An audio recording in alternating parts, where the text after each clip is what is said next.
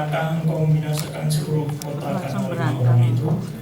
Dan dia menjawab, aku tidak akan membinasakannya apabila aku mendapati 45 orang benar di sana. 29.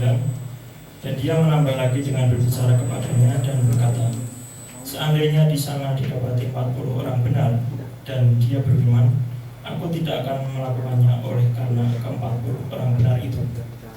30. Dan dia berkata, aku mohon biarlah Tuhan tidak menjadi murka kalau aku berkata, seandainya di sana didapati 30 orang benar dan dia berfirman, aku tidak akan melakukannya apabila aku mendapati 30 orang benar di sana. 31. Dan dia berkata, mohon ampun, aku telah lancang untuk berbicara kepada Tuhan. Seandainya di sana didapati 20 orang benar dan dia beriman, aku tidak akan membinasakannya oleh karena ke-20 orang benar itu. Dan dia berkata, aku mohon biarlah Tuhan tidak menjadi murka kalau aku berkata sekali ini saja, seandainya di sana didapati 10 orang benar. Dan dia menjawab, aku tidak akan membinasakannya oleh karena ke-10 orang benar itu. 33. Dan setelah dia selesai berbicara kepada Abraham, pergilah Yahweh dan kembalilah Abraham ke tempat tinggi.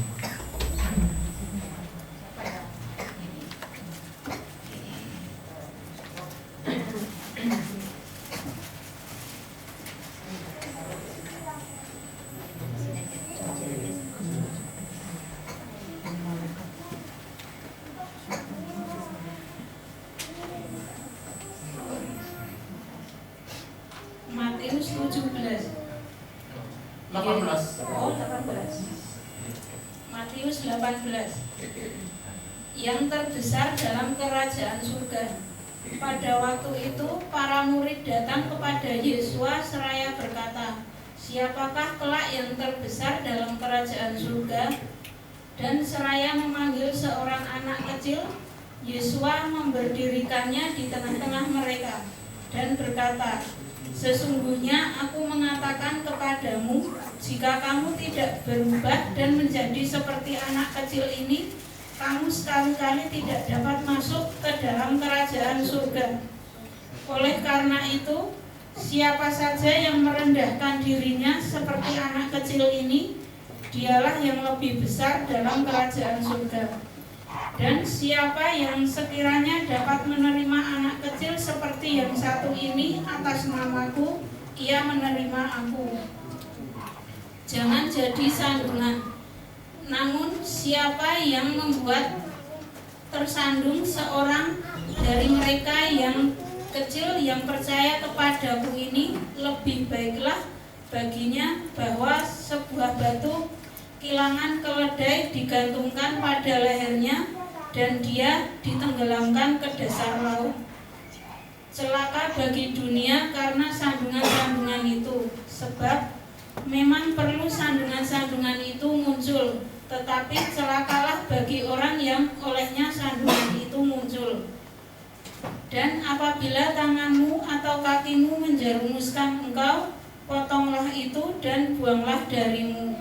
Baiklah bagimu masuk ke dalam kehidupan dengan buntung atau timpang daripada mempunyai 2 tangan atau 2 kaki dicampakkan ke dalam api yang kekal. Dan jika matamu menjerumuskan engkau, cungkilah dia dan buanglah daripadamu. Baiklah bagimu masuk ke dalam kehidupan dengan 1 mata daripada mempunyai 2 mata dicampakkan ke dalam neraka api. Waspadalah, janganlah merendahkan seorang dari mereka yang kecil ini, karena aku berkata kepadamu bahwa malaikat-malaikat mereka di surga senantiasa memandang wajah Bapakku yang di surga. Sebab anak manusia datang untuk menyelamatkan yang hilang. Perumpamaan domba yang hilang. Bagaimana hal ini terpikir olehmu? Jika pada seseorang ada 100 ekor domba dan seekor dari antaranya tersesat, tidakkah dia mencari yang tersesat seraya pergi meninggalkan yang 99 di atas gunung? Dan jika dia berhasil menemukannya, sesungguhnya aku berkata kepada kepadamu, bahwa dia bersukacita atasnya lebih daripada atas yang 99 yang tidak tersesat. Demikian tidaklah menjadi kehendak di hadapan Bapamu yang di surga, bahwa seorang dari mereka yang kecil ini akan binasa. Menasehati sesama saudara. Dan apabila saudaramu berdosa terhadap engkau, pergi dan tegurlah dia antara engkau dan dia saja. Jika dia mendengarkanmu, engkau telah mendapatkan saudaramu. Namun jika dia tidak mendengarkan, bawalah bersamamu seorang atau dua orang lagi, sehingga atas mulut 2 atau 3 orang saksi setiap perkataan dapat diteguhkan. Dan jika dia mengabaikan mereka, katakanlah kepada jemaat. Dan jika dia juga mengabaikan jemaat, biarlah bagimu dia menjadi seperti bangsa-bangsa lain dan pemungut cukai. Sesungguhnya aku berkata kepadamu, apa saja yang kamu ikat di bumi akan terikat di surga, dan apa saja yang kamu lepaskan di bumi akan terlepas di surga. Lagi aku berkata kepadamu, bahwa jika 2 orang dari kamu sepakat di bumi mengenai setiap perkara, apa saja yang mereka minta akan terjadi pada mereka dari Bapakku yang di surga. Sebab di mana ada 2 atau 3 orang berkumpul dalam namaku, di sana aku hadir di tengah-tengah mereka. Perumpamaan tentang pengampunan. Kemudian seraya datang kepadanya, Petrus berkata, ya Tuhan, seberapa seringkah saudaraku akan berdosa terhadap aku dan harus mengampuninya sampai 7 kali? Yesus berkata kepadanya, aku berkata kepadamu, bukan sampai 7 kali, melainkan sampai 70 kali 7. Karena itulah kerajaan surga diumpamakan dengan seorang raja yang ingin mengadakan perhitungan perkara bersama para hambanya. Dan ketika dia mulai mengadakan perhitungan, dibawalah kepadanya seorang penghutang 10.000 talenta. Dan karena dia tidak mampu membayar, tuannya memerintahkan agar dia dan istrinya dan anak-anak serta segala sesuatu sebanyak yang ia miliki juga dijual untuk dibayarkan. Kemudian dengan tersungkur, hamba itu menyembah kepadanya seraya berkata, ya Tuhan, bersabarlah terhadap aku pun akan membayar semuanya kepadamu. Maka mereka digerakkan oleh belas kasihan. Tuan hamba itu membebaskan dia dan mengampunkan utang itu kepadanya. Namun ketika keluar, hamba itu menemui seorang dari para sesama hamba yang berhutang kepadanya 100 dinar. Dan seraya menangkap, ia mencekiknya sambil berkata, bayarlah kepadaku apa yang engkau pinjam. Lalu sambil tersungkur di kakinya, sesama hamba itu memohon kepadanya dengan berkata, bersabarlah terhadap aku pun akan membayar semuanya kepadamu. Namun dia tidak mau, sebaliknya dia pergi menjebloskannya ke dalam penjara sampai dia dapat membayar kembali apa yang dipinjamnya. Dan setelah melihat apa yang terjadi, para sesama hamba itu menjadi sangat sedih. Lalu sambil datang, mereka melaporkan kepada tuannya segala hal yang telah terjadi. Kemudian dengan memanggilnya, tuannya berkata kepadanya, hai hamba yang jahat, aku telah mengampunkan kepadamu seluruh utang itu karena engkau mendesak aku. Bukankah engkau juga seharusnya memberi sesamamu hamba kemurahan, sebagaimana aku juga telah memberi engkau kemurahan? Dan dengan marah, tuannya itu menyerahkan dia kepada para algojo sampai dia dapat membayar kembali semua apa yang dipinjamkannya kepadanya. Demikianlah jugalah Bapa surgawiku akan melakukan kepadamu jika dari hatimu masing-masing kamu tidak dapat mengampunkan kepada saudaranya kesalahan-kesalahan mereka. Ya, terima kasih Bapak yang memberkati Ibu. Haleluya. Baik, kita akan membacakan 10 kafalah Elohim.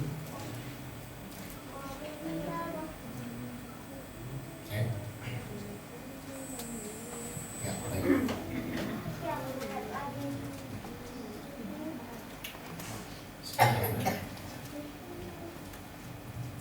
Anoki Yahweh Elohika.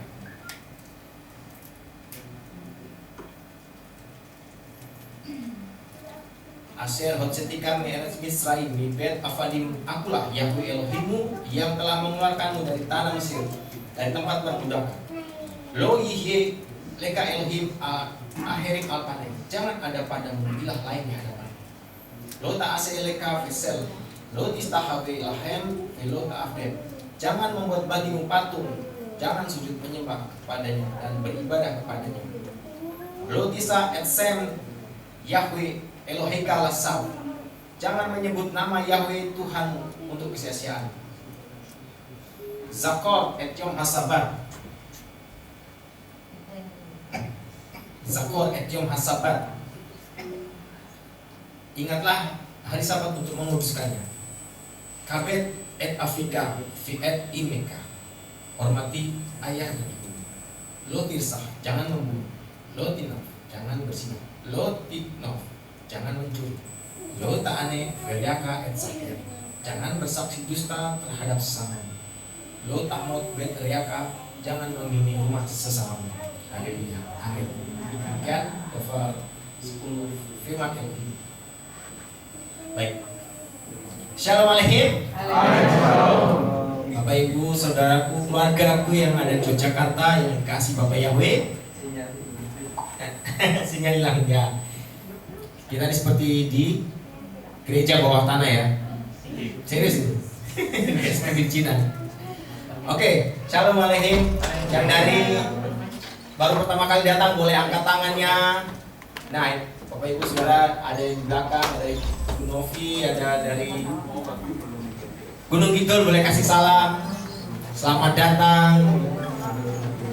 Selamat beribadah. Bapak Yahweh berkati. Ya, ini keluarga kita ya, keluarga dari Bapak Yahweh. Sebelah sini Bu Novi ya. Ya, Pak, mari baptis. Iya. Hari Minggu. Iya.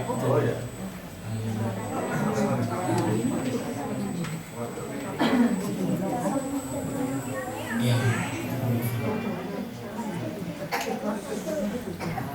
Nah. Oke, Shalom Aleichem. Kasih senyum sama kanan kirinya. Kamu tuh anak dikasih Bapak Yahweh loh. Kamu dicintai Bapak Yahweh. Oh, haleluya. Saya puji Tuhan, puji Bapak Yahweh. Tadi kita nyoba tuh enak banget. Kurang lama loh, Pak. Serius. Kita seperti minum. Hati kita seperti dibasahi sama Tuhan.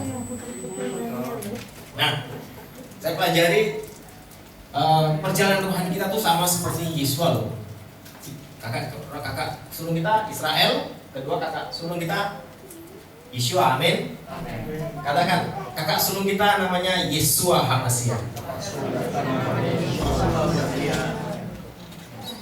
Nah, baik. Yang Yesua HaMasiah, Bapak yang itu gini. Nah, perjalanan kita seperti ini, journey, spiritual journey. Bapak Ibu, ternyata di peta ini kita lihat bahwa ada namanya titik penting. Yang kemarin ke Israel, kita tahu Bet Havara. Wah, Bet Havara ini ternyata tempat di mana ada tiga. Iya, ternyata banyak. Yesua dibaptis di sini. Ternyata Sungai Yordan itu panjang ya Bapak Ibu Saudara, dari atas sampai bawah. Tetapi kenapa Tuhan pilih tempat ini? Bethavara. Kita akan belajar tentang Bethavara, Yeriko, dan Kana. Dan ini perjalanan spiritual. Nah, kejadian apa aja di Bethavara? Satu, ternyata bangsa Israel itu nyebrang di situ. Waktu itu di zamannya Yosua. bukan, zamannya Yosua, betul. Yosua 3 ayat 16. Dibilangnya di depan Yeriko. Depan Yeriko di mana? Ah, ini. Yeriko. Di depannya Yeriko. Bethavara. Jadi kita tahu, oh ceritanya Alkitab tuh gitu ya. Nanti kan pelajari tempat baptis, lalu Yeriko, lalu di kanan. Nah, Bapak Ibu Saudara, terus tempat apa? Elisha diangkat. Elia diangkat dengan kereta berapi. 2 Melekin, 2 Raja-Raja 2 ayat 1 sampai 14. Tiba-tiba api kereta berapi menyambar. Dan Elia dan Elisa mereka samping-sampingan ya. Nah, di situ Tuhan angkat Elia. Terus Elisa saat dia dapat, Elisa berdoa, Bapakku, aku minta urapan double porsi yang dari engkau. Akhirnya, ya itu sulit nak, tapi kalau kau bisa melihat, kau dapat. Jadi Elisa dan Elia ini benernya kita kayak gini ya Pak. Dalam hidup kita melekat sama Tuhan. Tuhan minta double porsi. Elisa ternyata diberi kuasa juga. Setelah jubahnya jatuh, Elia jatuh, dipraktekin langsung di 2 Raja-Raja 14. Di pasal yang sama, Bapak Ibu Saudara. Langsung di manakah Elohimnya Elia? Saat itu juga terbelah. Ada yang mau bacain? 2 Raja-Raja 2. Oh, bisa sebabnya. Suara sangat besar. 2 Raja-Raja 2 ayat 14. Ya. Lalu ia mengambil jubah Elia yang telah jatuh darinya dan memukulkannya ke air itu serta berkata, di manakah Yahweh Elohim Elia? Dan dia memukul air itu, lalu air itu terbelah ke sana sini dan ke sebelah sana, maka Elisa keluar. Ya. Jadi Elisa langsung praktek firman, praktek urapan yang ada di jubahnya Elia. Nah, Bapak Ibu Saudara, gimana dengan kita? Apakah kita menjadi tabutnya Tuhan? Apakah kita berkenan dipakai Tuhan sebagai tabutnya Dia? Tabut itu apa? Portal kehadiran Tuhan. Tuhan itu mau kita menjadi tabut dalam hidup kita, menyimpan perjanjian Elohim. Perjanjian Tuhan itu apa? Perjanjian kekal. Lihat, ketika tabut ini ada, itu mujizat itu ada. Tersebar jadi 2. Ini baru sungai ya. Ini sebelumnya udah laut yang dibelah sama Tuhan, sama Bapak Yahweh, menjadi 12. Ini mujizat kedua, membelah air lagi. Itu. Nah, perjanjian baru di Bethavara, Yesus dibaptis oleh Yohanes Pembaptis. Portal Syamaim terbuka, Roh Kudus turun, Roh yang Bapak Yahweh itu Burung merpati. dan berbayak untuk burung merpati, Bethavara. Apakah kita orang percaya mau jadi portal surga, portal Samaim? Ketika kita dibaptis Bapak Ibu Saudara, ternyata itu perjanjian kita tuh seperti anak bayi ya. Kalau anak bayi itu mereka 9 bulan dalam kandungan, lalu dia lahir. Dalam kandungan dia dalam air atau udara? Air ketuban ya. Air ketuban itu air. Ternyata baptisan air yang kita alami, yang kita misalnya kita alami sebelum ini, kayak Bu Novia kemarin minggu lalu alami baptis pembaruan. Itu kita lahir dalam lahir baru. Bapak Ibu Saudara yang sudah baptis pembaruan, sudah semua belum? Ya. Sudah semua ya? Ya, saya mau pastikan aja, itu adalah kita terima materai. Materai yang benar, materai dalam nama Tuhan yang benar, Elohim yang benar, sesembahan Israel, Yahweh Besem Yesus, amin. Nah, untuk masuk tanah perjanjian Yerusalem baru, kita butuh tabut. Apa itu tabut? Tabut itu Yeshua, perjanjian kita dengan Tuhan, penyertaan Tuhan dalam hidup kita. Kedua, kita perlu abara, bet habara. Firman Tuhan katakan, saya lihat bet habara itu, bet itu rumah, rumah, bara, abara, tempat penyeberangan. Ternyata ini tempat penyeberangan, Bapak Ibu Saudara. Ya, ibu mamanya Biskop, Bu Fida pernah ke sana, jadi kita bisa nih lihat gambaran. Mereka tempat itu ternyata itu Tuhan pilih. Ada tempat-tempat kesukaan Tuhan. Nah, makanya ada namanya Yahweh Makom. Tuhan punya, ya Bapak Yahweh punya tempat favorit. Nah, Bet Havaret nyebrang kemana? Nyebrang dari kematian kepada kehidupan. Kematian, kita dulu ada di perspektif Yunani ya, racun sebenarnya. Karena kita enggak dibawa ke akar yang benar, akar sebenarnya dari firman itu sendiri. Sudut pandang Ibrani, tahu nggak arti Ibrani? Eber atau Ibrani? Ibrani itu artinya yang dari atas. Saya tuh wow, yang dari atas, dari Syamaim. Jadi keturunan Ibrani itu pemikirannya dari Syamaim, dari Tuhan, dari Bapak Yahweh langsung. Amin. Apa pengertian Bapak Yahweh? Perspektif Ibrani itu pengertian dari Syamaim, pengertian dari surga. Amin. Bahkan Bapak Yahweh sendiri menciptakan langit dan bumi pakai bahasa Ibrani. Karena waktu itu belum ada bahasa yang lain, belum ada Menara Babel, belum terpecah jadi 70 bahasa atau berapa ya. Makanya Bapak Ibu, mari kita belajar juga bahasa Ibrani sedikit-sedikit ya pengertiannya ya. Nah, ada pesan Tuhan sebelum Yeshua masuk dalam tanah perjanjian, yaitu kuatkan dan teguhkan hatimu. Kuatkan di ayat 6, dan teguhkan hatimu. Ketiga, kuatkan dan teguhkan hatimu. Sampai 3 kali Tuhan bilang. Why? Yeshua ngalami seperti kita, takut juga. Ngalami, wah, bisa nggak ngomong begini? Ternyata Tuhan tahu isi hati setiap kita. Amin. Kalau kau takut, kalau kita takut, Tuhan tahu. Nah, kuatin hatimu. Bahasa Ibrani-nya Hazak ve'emet. Ini Hazak ve'emet apa lagi nih? Ini het, sadi, Qaf. Zayin. Het, zayin, Qaf. Alef, mem, sayin. Nah, emets. Apa itu? Hazak. Nah, Hazak itu ternyata dari 3 kata, het, zayin, dan Qaf. Het itu apa? Dikhususkan. Anda dikhususkan. Zain itu pedang, Qaf itu telapak tangan. Artinya telapak tangan yang memegang pedang.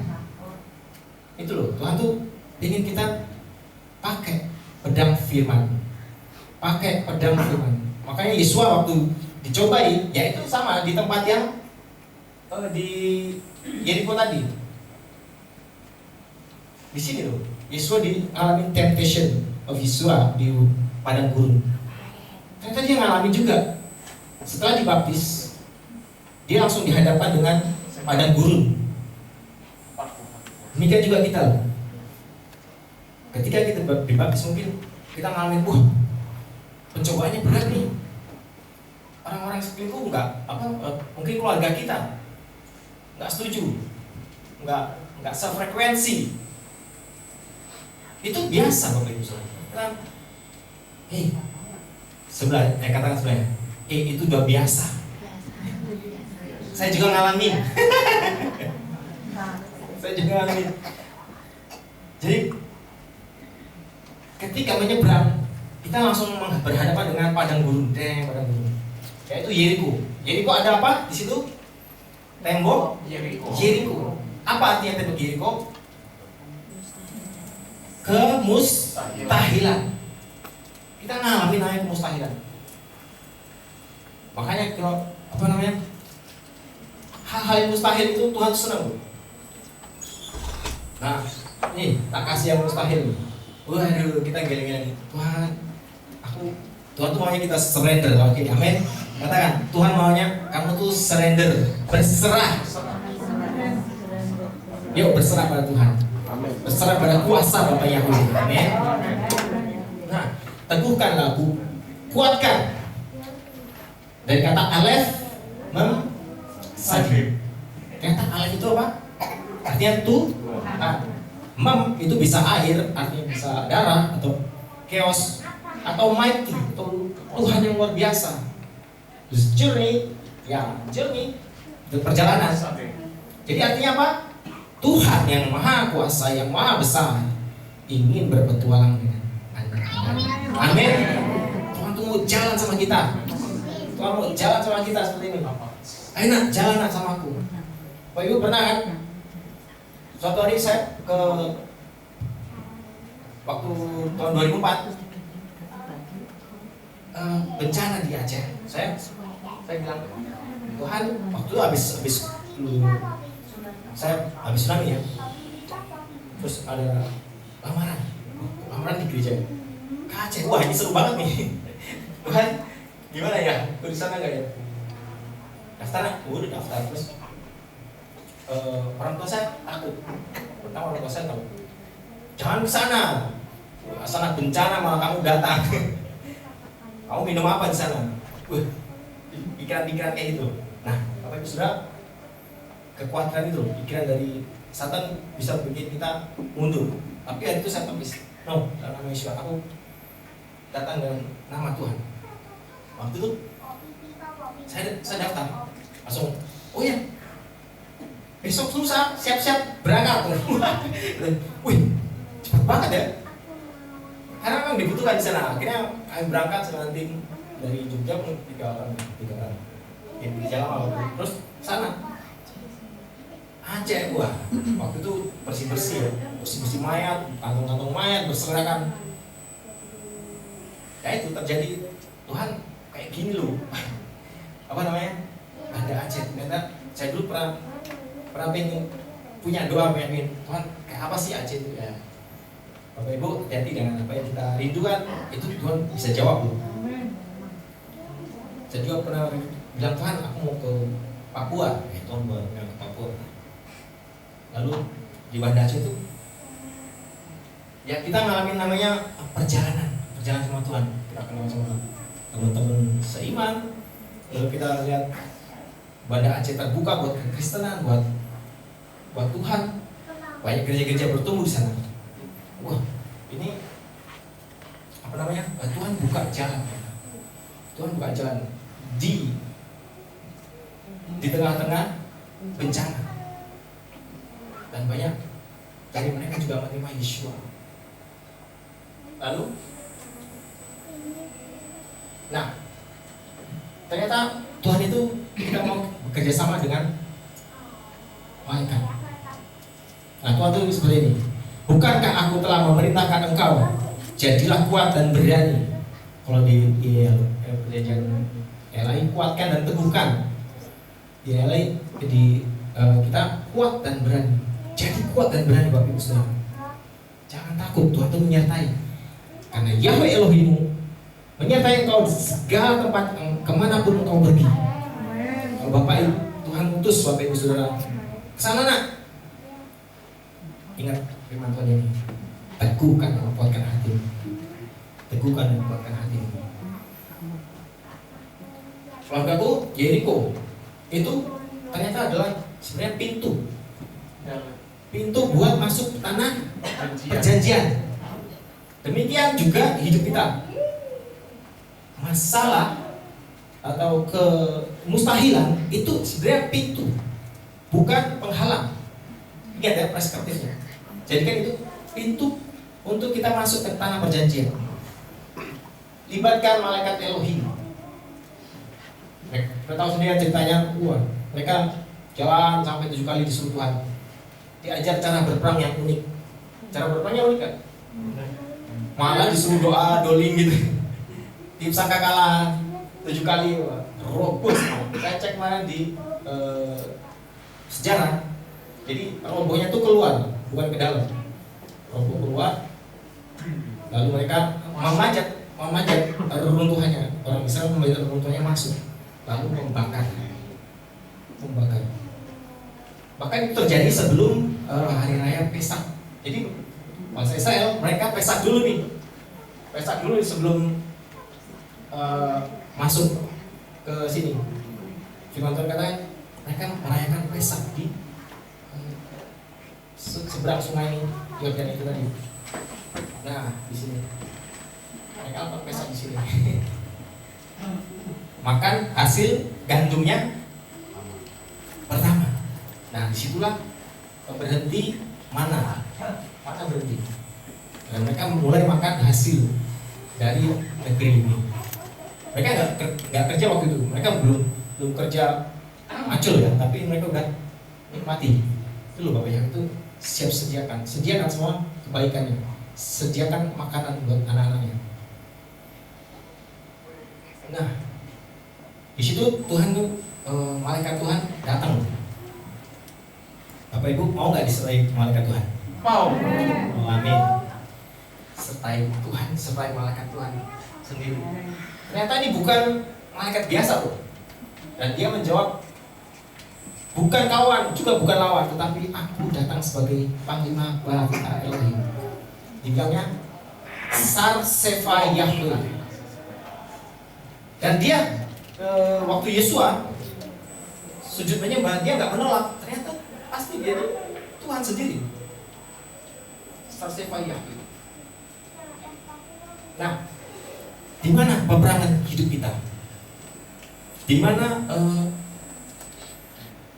kita punya peperangan sendiri-sendiri Bapak Ibu ya. Kita punya namanya pergumulan sendiri-sendiri. Nah, iblis itu berperangnya mulai dari sini. Pikiran lalu di jantung.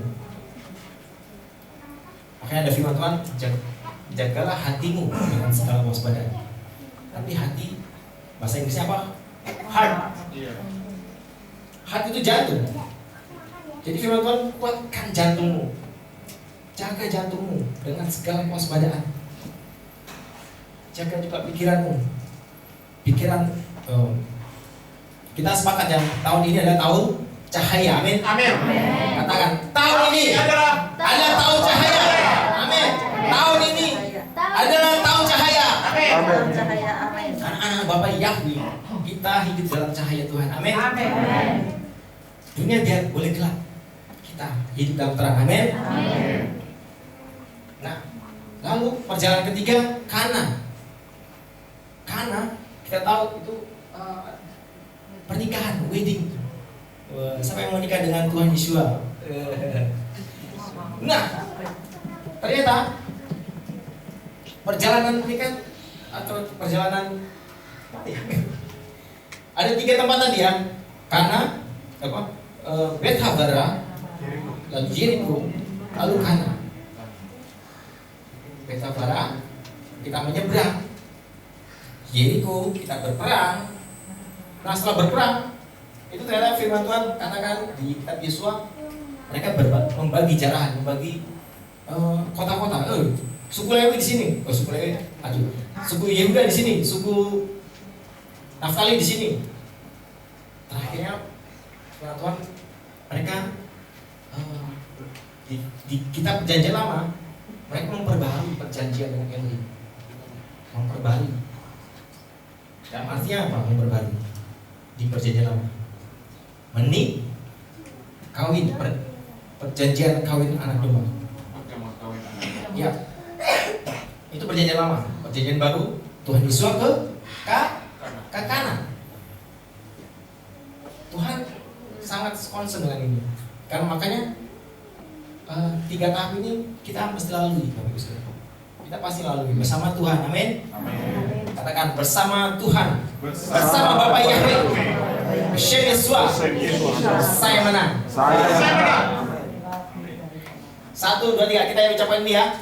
1, 2, 3. Bapak Yahweh memberikan fasilitas syamai. Bapak Yahweh sudah memberi saya daftar atau pedang firman. Bapak Yahweh memberikan malaikatnya diutus untuk saya menang dalam peperangan. Haleluya. Amin. Saudara, bersama Bapak Yahweh kita pasti menang. Amin. Dijamin, garanti. Tuhan sendiri yang berperang buat kita. Amin. Tuhan sendiri yang berperang bagi kita. Teguhkan, kuatkan hati setiap Bapak Ibu Saudara. Keluargaku, kita bilang keluargaku, teguhkan, kuatkan hatimu. Katakan sebelahnya, kuatkan dan teguhkan. Kuatkan dan teguhkan hati. Kuatkan hati keluarga. Jangan takut, Tuhan beserta. Bapak Yahweh, pencipta alam semesta besertamu. Amin. Haleluya. Demikian Devan Elohim. Mari kita berdoa. Haleluya, haleluya. Bapak Yahweh, terima kasih Tuhan. Pegang tangan setiap anak-anakmu Tuhan. Bapak Yahweh, teguhkan, kuatkan hati kami Bapak Yahweh.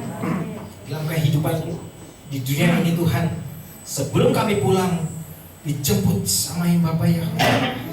Kuatkan anak-anakmu Bapak Yahweh. Teguhkan dan kuatkan kami Tuhan Yeshua. Engkau sudah mengalami pencobaan tapi menang.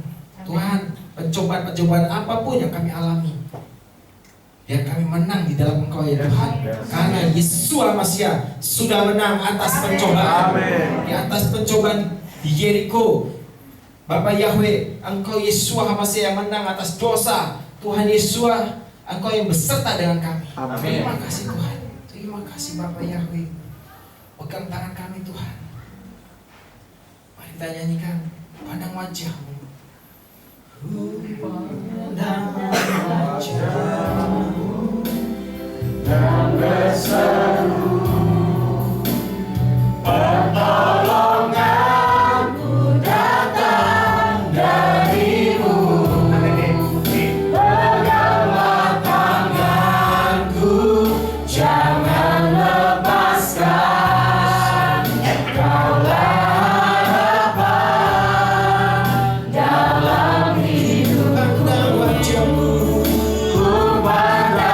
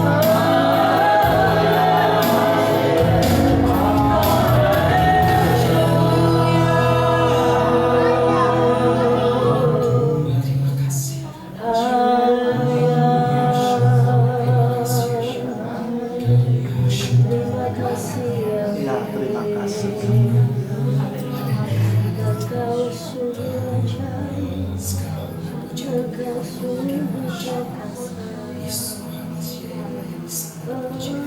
Terima kasih Bapak Yahweh. Terima kasih. Terima kasih Bapak Yahweh. Terima kasih Tuhan. Engkau yang berjalan bersama kami. Bukan ilah hanya Engkau Bapak Yahweh. Amin. Terima kasih Bapak Yahweh. Terima kasih Bapak Yahweh. Mengucap syukur Tuhan. Bersyukur punya Bapak yang baik.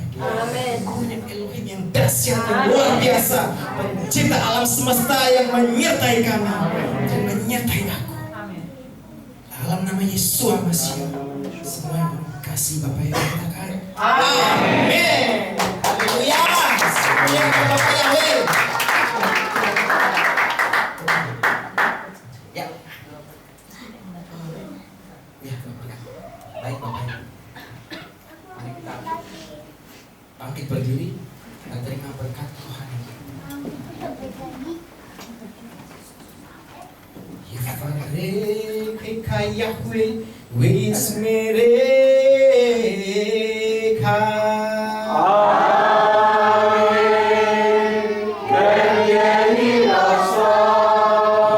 Yahweh panaveleka wikuleka.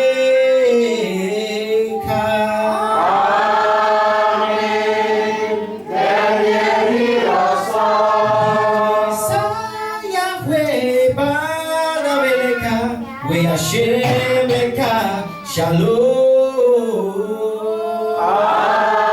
Amin. Baru kata baik Faru kata besar diberkat. Diberkatilah engkau di kota dan berkatilah engkau di desa. Amin. Baru bibit neka ufiat matka ufri fehem teka segar ala peka west terus sedeka. Diberkatilah buah kandunganmu, hasil bumimu, hasil terangmu, anak-anak lebumu dan anak-anak domba. Amin. Barutan aka umis arteka, diberkatilah bakulmu dan tempat adonanmu. Baru kata boboy kau, baru kata pet seteka. Diberkatilah engkau pada waktu masuk dan diberkatilah engkau pada waktu keluar. Baru kata Yahweh Elohim meleka olam. Disem Yeshua Masya Ruah Kodes Kilet Olam Faed. Kami sudah berdoa. Haleluya. Amin. Shabbat Shalom Bapak Ibu Saudara. Boleh sebentar kita Shabbat Shalom. Bapak Ibu Saudara, oh kita tuh bulan April ya, ada Yang Magelang duduk dulu ya. ya ada hari raya yang disertakan Bapak Yahweh yaitu Pesak Amat Sadar Bikuri.